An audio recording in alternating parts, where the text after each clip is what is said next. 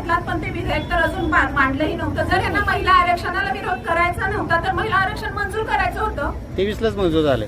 मग 23ला मंजूर झालं, मग आता का त्यांनी संमती दिली नाही?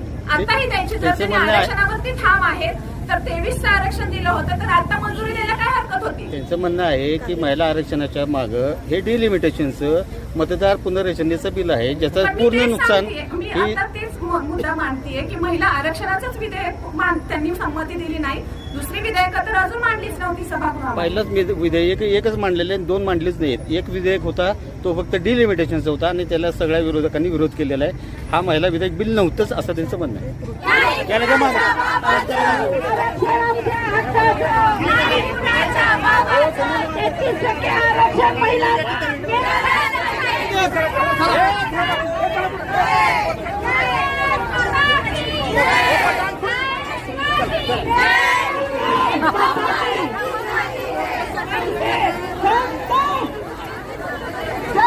आणि माननीय पंतप्रधान मोदीजींनी संसदेतही सांगितलं की आम्ही 33% आरक्षण देऊन महिलांवर कोणतेही उपकार करत नाही. तो त्यांचा हक्क आहे, कारण आपल्या भारताची लोकसंख्या 140 कोटी आहे. 70 कोटी माता भगिनींसाठी अविरतपणे 18 तास जर कोण कष्ट करत असेल तर ते माननीय पंतप्रधान मोदीजी आहेत. आणि नारी शक्तीचा खरोखर मान सन्मान कोणी केला असेल तर तो मोदीजींनी केलेला आहे. कारण आपण जर बघितलं तर गर्भिणीच्या गर्भाच्या पोषणापासून ते उज्ज्वला गॅस असेल, स्वच्छ भारत योजनेअंतर्गत जे 11 कोटी स्वच्छालय माता भगिनींसाठी बनवली, जे 25 कोटी महिलांनी बचत गटांमार्फत जनधन आपलं खातं उघडलं, अशा अनेक योजना आहेत की ज्यामुळं बचत गटाच्या माध्यमातून पंतप्रधान सूक्ष्म अन्न प्रक्रियाच्या योजनेमधून अनेक माता भगिनी या स्वयंपूर्ण झालेल्या आहेत.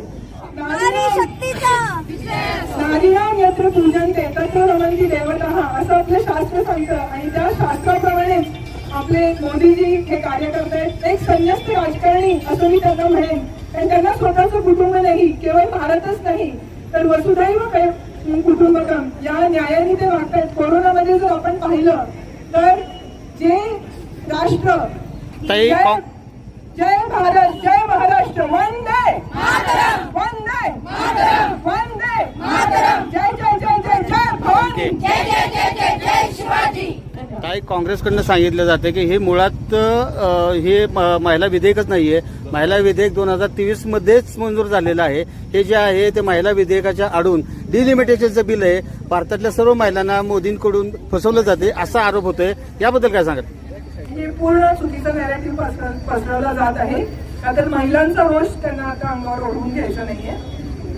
2023 मध्ये 27 सांगितलं, 22 सप्टेंबर 2023 मध्ये महिला वंदन, नारी शक्ती वंदन बिल ऑलरेडी पास झालेलं आहे. त्याच्याबद्दल सगळ्या मीडियामध्ये सगळ्या सगळ्यांच्या बाईट्स आहेत आणि त्यांनी त्याचं श्रेय सगळं घेतलेलं आहे. असं असताना 2023चं बिल आतापर्यंत पास केलेलं नाहीये आणि हा हे नवीन बिल केलेले हे मुळात नारी शक्ती बिल नसून डिलिमिटेशन सीमांकनाचं बिल आहे. याच्याबद्दल काय सांगा?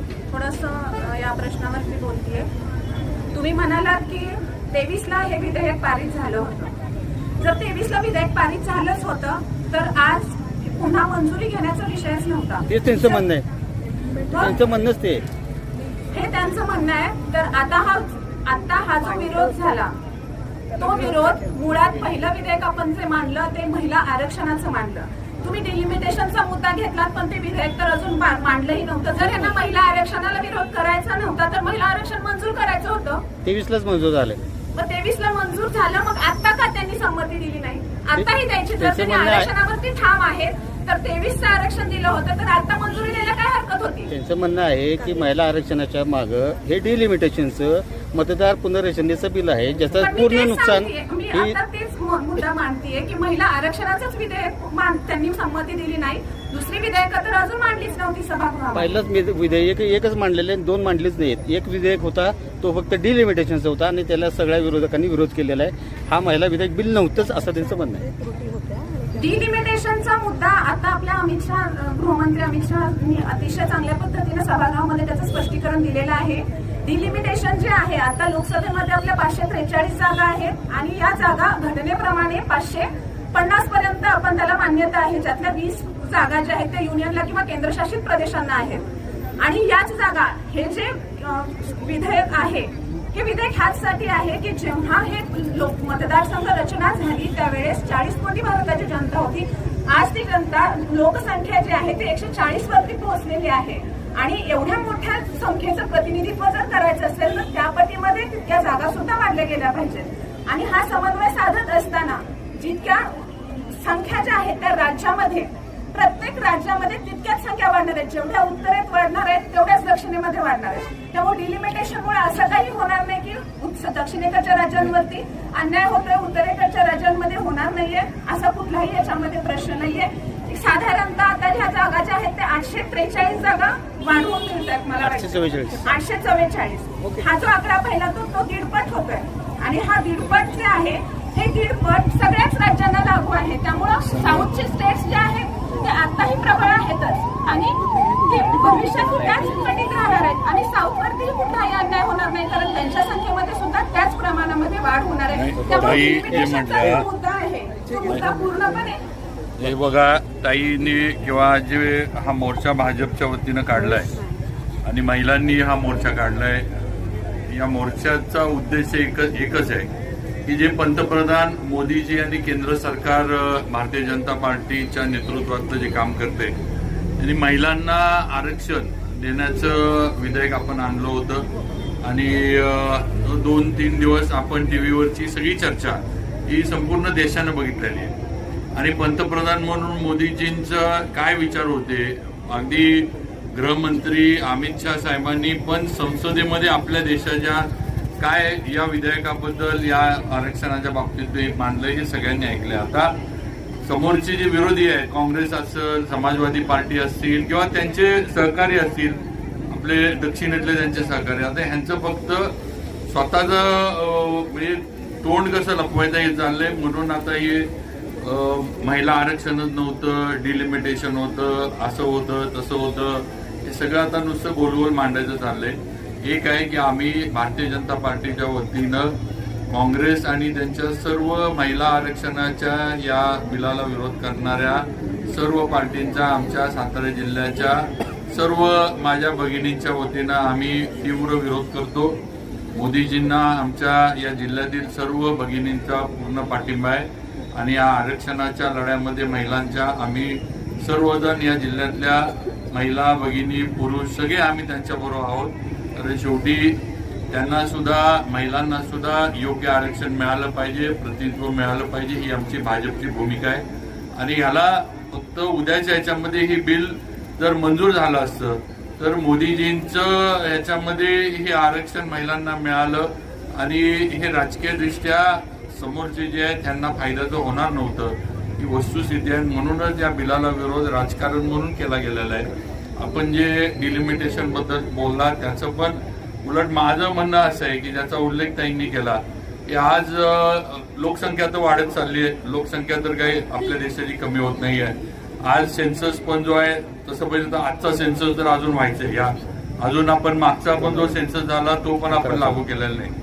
असं असताना डिलिमिटेशन पण देशाचं शेवटी डिलिमिटेशन पण कायद्यानंच होतं, म्हणजे काय म्हणतं घटनेनंच होतं. हे काय मला वाटलं म्हणून झालं किंवा तुम्हाला वाटलं म्हणून झालं पण डिलिमिटेशन होत नाही. आणि जर लोकप्रतिनिधी वाढत असले, जर संख्या त्याची वाढत असली, केंद्रामध्ये जर जास्त खासदार या देशातनं निवडून जाणार असले, जास्त लोकांचं जर प्रतिनिधित्व करण्याची संधी मिळणार असली, विधानसभेमध्ये जर जास्त आमदार जर निवडून येणार असल्याने जास्त लोकांना प्रतिनिधित्व करण्याची संधी मिळणार असली तर यात वाईट काय नाहीये. आणि याच्यामध्ये महिलांचं जे आहे ते आरक्षण त्या पद्धतीनं मिळावं ही आमची भूमिका आहे. मी सर्व आमच्या भारतीय जनता पार्टीच्या वतीनं आणि आपल्या जिल्ह्याच्या सर्व माझ्या भगिनींच्या वतीनं, ते भाजपच्या वतीनं आम्ही काँग्रेस आणि त्यांचा तीव्र निषेध करतो. आणि महिला शक्ती, स्त्री शक्ती ही त्यांना पुढच्या त्यांच्या येणाऱ्या निवडणुकीमध्ये त्यांची जागा या जिल्ह्यात आणि या राज्यात काय आतापर्यंत दाखवलेलीच आहे. मी हा काँग्रेसचा बालेकिल्ला होता हा सातारा जिल्हा, आज इथलं चित्र पूर्ण पालटलेलं आहे, ही वस्तुस्थिती आहे. त्यामुळे पुढे सुद्धा यांची जागा या जिल्ह्यामध्ये काय हे आमच्या या सर्व रणरागिणी दाखवून देतात. धन्यवाद. पक्षामध्ये संधी मिळणार का महिलांना? 100% आता सुद्धा आमच्या पक्षाच्या पदाधिकारी आहेत. आता प्रियाताई इथं जिल्हा परिषदला अध्यक्ष आहेत, त्या आता राज्यावर काम करतात. तेव्हा असं काही नाही, पक्षामध्ये सुद्धा जिथं काम करणाऱ्या म्हणजे जे आपण फादर बॉडी म्हणतो त्याच्यामध्ये सुद्धा महिला काम करतात. नुसतं तुम्ही म्हणाल नाही तर महिला मोर्चाच्या अध्यक्षा महिलाच असणार, पण फादर बॉडीमध्ये सुद्धा महिलांना प्रतिनिधित्व दिलं गेलंय. तुम्ही विधान परिषदेमध्ये सुद्धा बघा, आज विधान परिषदेमध्ये सुद्धा अनेक महिलांना पुरुष बाकीचे इच्छुक असताना पण नवीन नवीन चेहरे दिले. आज राज्यसभेमध्ये सुद्धा ज्या आपल्या मला वाटतं नागपूरच्या महापौर आहेत, त्यांना त्या आदिवासी समाजातल्या त्यांना राज्यसभेवर भारतीय जनता पार्टीनं पाठवले. आज देशाच्या राष्ट्रपती बघा, आज राष्ट्रपती देशाच्या द्रौपदी मुर्मू ह्या महिला आहेत. आज आपल्या मुली आर्मीत जातात, आज आपल्या मुली एअरफोर्समध्ये जातात. आज कुठलं क्षेत्र महिलांनी म्हणजे काबीज केलेलं नाही तुम्ही सांगा. आणि या अशा पद्धतीनं सगळीकडं म्हणजे आर्म्ड फोर्सेसमध्ये महिलांना काम करण्याची किंवा फील्डवर काम करण्याची मिळावी पूर्वी होत नव्हतं, पण हे पंतप्रधान मोदीजींनी त्यांच्या राजवटीत करून दाखवलं, ही वस्तुस्थिती आहे.